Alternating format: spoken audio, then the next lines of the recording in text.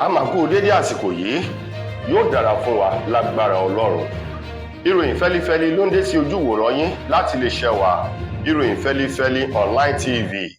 Fúnmi Adénúgà ló níròyìn. Kẹ́ ẹ tó gbàròyìn ọ̀hún ẹ jẹ́ ká ṣe omi mu, à ń padà bọ̀ wá.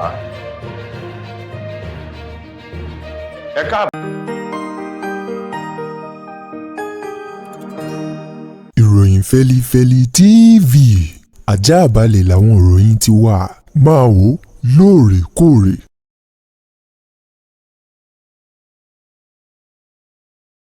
Bọ̀ padà, ìròyìn rèé lẹ́kùnrẹ́rẹ́. Ààrẹ tẹ́lẹ̀ rí lórílẹ̀‐èdè wa Nàìjíríà Goodluck Ebele Jonathan òun mà ló ti bẹnu àtẹ́ lu àwọn tí wọ́n ń fẹnu tẹ́bẹ́lú ẹgbẹ́ òṣèlú PDP wípé ẹgbẹ́ òṣèlú náà ó ti kú yányán o, kò gbérí mọ́ lórílẹ̀‐èdè Nàìjíríà, tó ṣàpèjúwe irúfẹ́ àwọn èèyàn bẹ́ẹ̀ gẹ́gẹ́ bí ọ̀tá ohun rere, ọ̀tá ìlọsíwájú orílẹ̀‐èdè àti àwọn tí wọn mọ̀ kan tí wọ́n kàn ń fi ẹnu sọ ìsọkísọ káàkiri ìgboro ayé. Jonathan tó ní ẹgbẹ́ òṣèlú PDP wà láyé, ó wà láàyè, bẹ́ẹ̀ náà ló dúró digbí tí mìmì kan òmí tó tún jẹ́ ọ̀kan nínú àwọn ẹgbẹ́ òṣèlú èyí tí ò darapọ̀, tí ò faragún kankan láti ìgbà tí wọ́n ti dá ẹgbẹ́ òṣèlú náà sílẹ̀ látọdún 1998.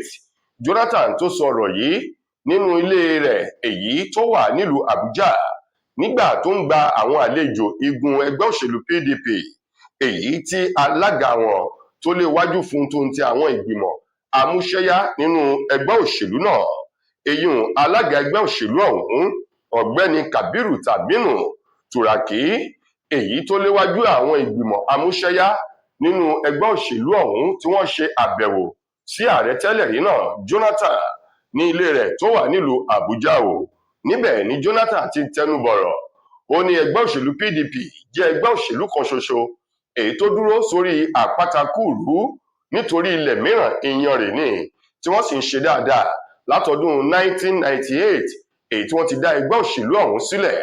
Ó ṣe àpèjúwe wípé tí wọ́n bá wo ẹgbẹ́ òṣèlú tó ń bẹ lórí àlééfà lọ́wọ́ yìí, ó bẹ̀rẹ̀ sí ní pààrọ̀ orúkọ láti ìgbà tí wọ́n ti dá a sílẹ̀ tó wà ní AD, tí wọ́n sì kóra bí ẹgbẹ́ òṣèlú mẹ́ta ló parapọ̀ tó di ọ̀kan ṣoṣo àti àwọn ẹgbẹ́ òṣèlú yòókù.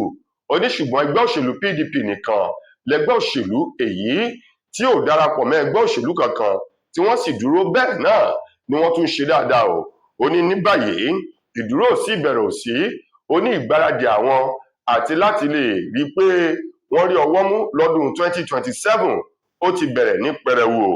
Nínú ọ̀rọ̀ ìdúpẹ́ láti ẹnu alága ẹgbẹ́ òṣèlú ọ̀hún Èyún Turaki, ó dúpẹ́ lọ́wọ́ Jonathan àti àwọn àgbà ẹgbẹ́ o. Bákan náà ló gba Jonathan lámọ̀ràn wípé àgbà kì í bẹ lọ́jà kórí ọmọ tuntun wọ̀. Ó lóun rọ Jonathan láti lè yanjú gbogbo aáwọ̀ tó ń bẹ nínú ẹgbẹ́ òṣèlú ọ̀hún kí nǹkan lè ṣẹnure fún wọn lọ́dún 2027. Ẹgbẹ́ òṣèlú African Democratic Congress ADC mà ni wọ́n ti sọ wípé ẹgbẹ́ òṣèlú APC tó ń darí orílẹ̀-èdè Nàìjíríà lọ́wọ́ yìí lábẹ́ ààrẹ Bọ́lá Tinubu wípé wọn ò tọ́ bó ti tọ́ àti bó ti yẹ, wọn ò rí ojú ọ̀nà tó dáa láti lè mú ayé dẹrùn fún ọmọ orílẹ̀-èdè Nàìjíríà. Gẹ́gẹ́ bí ọ̀rọ̀ ọ̀hún ti jáde látẹnu alukoro akọ̀wé àgbà ẹgbẹ́ òṣèlú ọ̀hún Bọ́lájí Abdullahi ní ọjọ́ Ìṣẹ́gun nígbà tó ń farahàn lórí ètò kan nílé iṣẹ́ móhùnmáwòrán kan ní ìpínlẹ̀ Èkó. Abdullahi sọ̀rọ̀, ó sọ kòmóòkó yọ kòmóòkúnú rẹ̀ jáde. Ó ní bí wọ́n bá wò dáadáa, gbogbo ìlànà tí ẹgbẹ́ òṣèlú APC tí wọ́n ń gbà láti tukọ̀ orílẹ̀-èdè yìí ló mú ìnira bá gbogbo ọmọ orílẹ̀-èdè Nàìjíríà. Abdullahi tí í ṣe akọ̀wé ẹgbẹ́ òṣèlú African Democratic Congress ADC tó sọ̀rọ̀ náà sọ wípé tí a bá wò ó ní ọ̀pọ̀lọpọ̀ àwọn nǹkan ló ti yí padà sí àìdáa ní orílẹ̀-èdè yìí tó fi mọ́ oúnjẹ, ohun mímu, ètò ààbò náà kò fẹsẹ̀ múlẹ̀. Ó ní ṣùgbọ́n tí wọ́n bá béèrè lọ́wọ́ ìjọba tó ń tukọ̀ orílẹ̀-èdè Nàìjíríà lọ́wọ́, ó ní irọ́ gbu ni wọ́n pa o. Wọn yóò sọ wípé ètò ọrọ̀ ajé ilẹ̀ yìí ó ti ń ṣe dáadáa, tó sì jẹ́ wípé gbogbo ọmọ Nàìjíríà òun ló mọ̀, nítorí wípé ètò ọrọ̀ ajé ilẹ̀ yìí kò lè ṣe dáadáa nígbà tí ìyàn ń jà, tí ebi ń pa àwọn ènìyàn, tí ọ̀pọ̀lọpọ̀ àwọn okòwò kéékèèké tí wọ́n ti dẹnu kọlẹ̀. ó ní bo ni ìjọba ti wá rí ètò ọrọ̀ ajé ilẹ̀ yìí èyí tí wọ́n ń parọ́ wípé ó ń ṣe dáadáa bí kò ṣe wípé irọ́ gbu òun náà ni ìjọba àpapọ̀ ni wọ́n ń pa fún àwọn ọmọ Nàìjíríà. Abdullahi ní ìjọba ilẹ̀ yìí lábẹ́ ààrẹ Bọ́lá Tinubu ni wọ́n kọ̀ láti tọ̀ bó ti tọ́ àti bó ti yẹ, kí wọ́n rìn bó ti tọ́ àti bó ti yẹ, kí wọ́n lè rí èsì rere. Ó ní ìjọba àwarawa ló yẹ kó jẹ́ o, ṣùgbọ́n ìjọba àdáṣe lápára ẹni òun ni Tinubu ń ṣe, gẹ́gẹ́ bí Abdullahi bó ti sọ ọ̀rọ̀ náà lórí ètò ọ̀hún.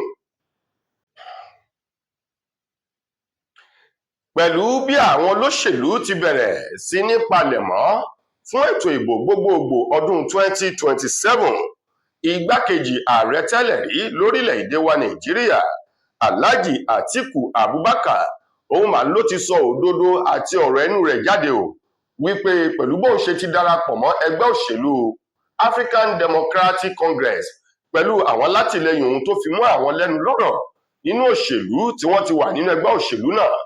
Ó ní kò sí ọmọ oyè kankan èyí tó bá jáde nínú ẹgbẹ́ òṣèlú ọ̀hún du ipò kan sí kejì tí yóò padà jọ̀wọ́ ipò sílẹ̀ fún ẹgbẹ́ alátakò kankan o.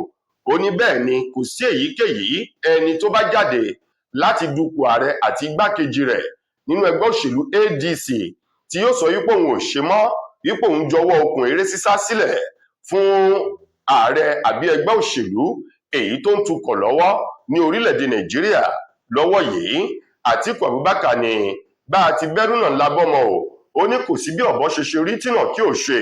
Ó ní gbogbo àwọn ọmọ oyè èyí tó fẹ́ jáde dupò lábẹ́ ẹgbẹ́ òṣèlú ADC gbogbo wọn pátá ní oníkálukú wọn yóò du ipò èyí tó bá fẹ́ tó sì wù wọ́n láti ọkàn wọn, tó fi mọ́ ipò ààrẹ àti tàwọn gómìnà, ilé ìgbìmọ̀ aṣòfin àgbà, ilé ìgbìmọ̀ aṣojúṣòfin àti ilé ìgbìmọ̀ aṣòfin ìpínlẹ̀. Ó ní gbogbo wọn pátá òun yóò du ipò tó sì dá àwọn lójú wípé àwọn yóò rí ọwọ́ mú nínú ètò ìbò ọdún 2027. Ó ní kàkà kí ẹgbẹ́ òṣèlú ọ̀hún kí àwọn ọmọ oyè kí wọ́n ju ọwọ́ okùn eré sísá sílẹ̀ fún ẹgbẹ́ alátakò. Ó ní Tinubu ni ó yàmọ̀nà láti fi ọwọ́ ipò ọ̀hún sílẹ̀ fún ẹgbẹ́ òṣèlú tí í ṣe ti tiwọn o, nítorí pé Tinubu mọ̀ lọ́kàn ara rẹ̀ wípé orílẹ̀-èdè Nàìjíríà kò fọhùn re lásìkò ìjọba rẹ̀. Àtíkù Abubakar ní tá a bá rí ẹni tó fẹ́ jáde láti apá ìlà oòrùn àbí láti apá àríwá ilẹ̀ yìí, ó ní kí oníkálukú wọn jáde o, kí wọ́n má sọ ohunkóhun fún òun, bóyá kí òun jọ̀wọ́ okùn eré sísá sílẹ̀ àbí kí àwọn ọmọ oyè kí wọ́n ju ọwọ́ okùn eré sísá sílẹ̀. Ó ní ojú òfurufú lọ̀rọ̀ ọlẹ̀ yìí, ó tó ẹyẹ fò láì fi ara kanra, bẹ́ẹ̀ náà sì rèé inú ibùdó ni ó tó ẹja wẹ̀ láì fi ara kanra. Kí oníkálukú kó sáré du ipò tó bá wù ú, bó bá jáwé olúborí wọn yóò mọ̀, bí wọn sì jáwé olúborí kálukú wọn ni yóò mọ̀. Gẹ́gẹ́ bí Àtíkù Abubakar ti sọ̀rọ̀ náà látọwọ́ ẹni tó jẹ́ olùrànlọ́wọ́ pàtàkì sí Àtíkù lórí ọ̀rọ̀ ìròyìn àti ìbára ìlú sọ̀rọ̀, ọ̀gbẹ́ni Paul Ibe, tó fi ọ̀rọ̀ ọ̀hún léde ní ọjọ́ Ìṣẹ́gun ọ̀sẹ̀ tá a wà nínú rẹ̀ yìí. Iléeṣẹ́ ọlọ́pàá ní ìpínlẹ̀ Ondo ni wọ́n ti fi ìdí rẹ̀ múlẹ̀ ìṣẹ̀lẹ̀ kan tó ṣẹlẹ̀ lórí àwọn ajínigbé èyí tí wọ́n jí arábìnrin kan tó ń ti ọmọ ọwọ́ rẹ̀ tí wọ́n jí gbé o ní ìpínlẹ̀ Ondo. Iléeṣẹ́ ọlọ́pàá ní ìpínlẹ̀ Ondo tí wọ́n ní ìṣẹ̀lẹ̀ náà ṣẹlẹ̀ ní agbègbè ìjọba ìbílẹ̀ Àkókó ìwọ̀ oòrùn eyín Àkókó Southwest ní ìjọba ìbílẹ̀ ìwọ̀ oòrùn Àkókó ní àdúgbò kan tí wọ́n pè ní Ajégúnlẹ̀. Wọ́n ní ibẹ̀ ni ìṣẹ̀lẹ̀ ọ̀hún ti ṣẹlẹ̀. Eyín ní ọjọ́ Sátidé tí í ṣe ọjọ́ kẹta nínú oṣù kínní ọdún 2026 yìí. Ẹni tó jẹ́ agbẹnusọ fún iléeṣẹ́ ọlọ́pàá ní ìpínlẹ̀ Ondo, ọ̀gbẹ́ni Àbáyọ̀mí Jímọ̀, tó fi ìdí ìṣẹ̀lẹ̀ náà múlẹ̀ sọ wípé ní gẹ́rẹ́ tí iléeṣẹ́ ọlọ́pàá ìpínlẹ̀ Ondo ti gbọ́ sí ìṣẹ̀lẹ̀ ọ̀hún ni wọ́n ti bẹ̀rẹ̀ tẹsẹ̀ bọ ìwádìí tí wọ́n sì ti kó àwọn ọlọ́pàá ọ̀tẹlẹ̀múyẹ́ sí ìgboro agbègbè àti inú igbó tó ń bẹ ní agbègbè Ajégúnlẹ̀ ní ìjọba ìbílẹ̀ ìwọ̀ oòrùn Àkókó ní ìpínlẹ̀ Ondo láti rí ẹni tí wọ́n jí gbé ọ̀hún tí í ṣe ìyá ọmọ àti ọmọ rẹ̀, kí wọ́n rí wọn gbà láyọ̀ àti àlàáfíà, kí wọ́n sì fi ọwọ́ òfin mú àwọn oníṣẹ́ ibi ọ̀hún. Olóhùn sì mọ̀ wípé iléeṣẹ́ ọlọ́pàá ọ̀hún wọn yóò ṣiṣẹ́ dáadáa láti rí arábìnrin ọ̀hún dóòlà kúrò lákàkà àwọn oníṣẹ́ ibi èyí tó jí gbé.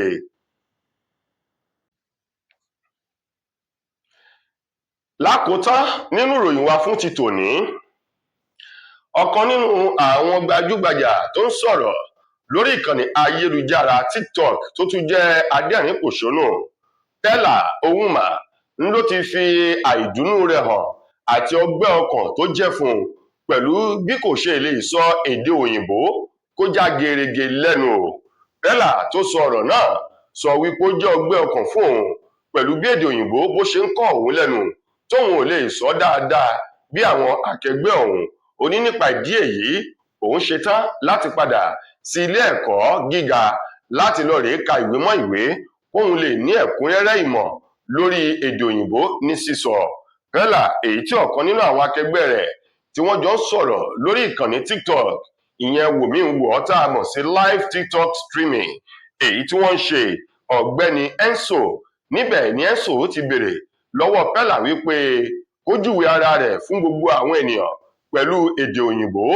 Níbẹ̀ ni Pella ti ní bí ìgbà tí wọ́n ní kéèyàn wá fi ẹsẹ̀ rìn lọ sí ojú òfurufú ní ìbéèrè ọ̀hún ó ní ṣùgbọ́n òun yóò sọ ní tààtàtà bóun ṣe mọ̀ ọ́ sọ sí o. Ọ̀rọ̀ yìí ló jẹ́ ọgbẹ́ ọkàn fún Pella tó sì sọ wípé ọ̀rọ̀ tí ń bẹ nílẹ̀ yìí ò lè, olóhun ti ṣetán báyìí láti padà sílé ẹ̀kọ́ gíga fáfitì láti lọ fún ìmọ̀ kún ìmọ̀, lọ fi òye kún òye fún òun kí èdè òyìnbó lẹ́nu kó lè já gerege. Nípa ìdí èyí òun yóò lè dúró láàrin àwọn akẹgbẹ́ òun nígbà tí wọ́n bá ń sọ èdè òyìnbó èyí tó dùn ún gbọ́ sí etí tí wọ́n bá ń sọ jáde lẹ́nu. Tó, ìròyìn wa kò ní jù báyìí lọ fún ti tòní, títí dìgbà míì tẹ́ máa láǹfààní láti gbọ́ tùnrìn míì nílé iṣẹ́ wa. Mo gbà á ládùúrà wípé ilé ò ní lé wa, ọ̀nà ò ní nà wá. Fúnmi Adénúgà lẹni tó mú ìròyìn wá sí ojú ìwòran yín. Ẹ ṣeun fún ìfẹ́ tẹ́ ẹ ní sí wa. Ire o.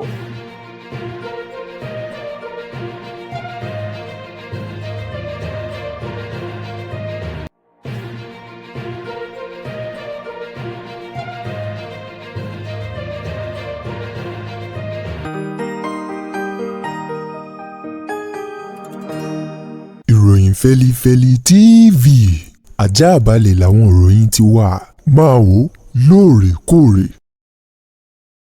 Mo kí gbogbo ojú tí wò mí ti ń gbọ́ mi jákèjádò orígun mẹ́rẹ̀ẹ̀rin àgbáyé. Orúkọ mi ni Ambassador Àkànfẹ́ Ìwò tí mo jẹ́ agbẹnusọ fún iléeṣẹ́ X2 Ultimate Herbal International Limited.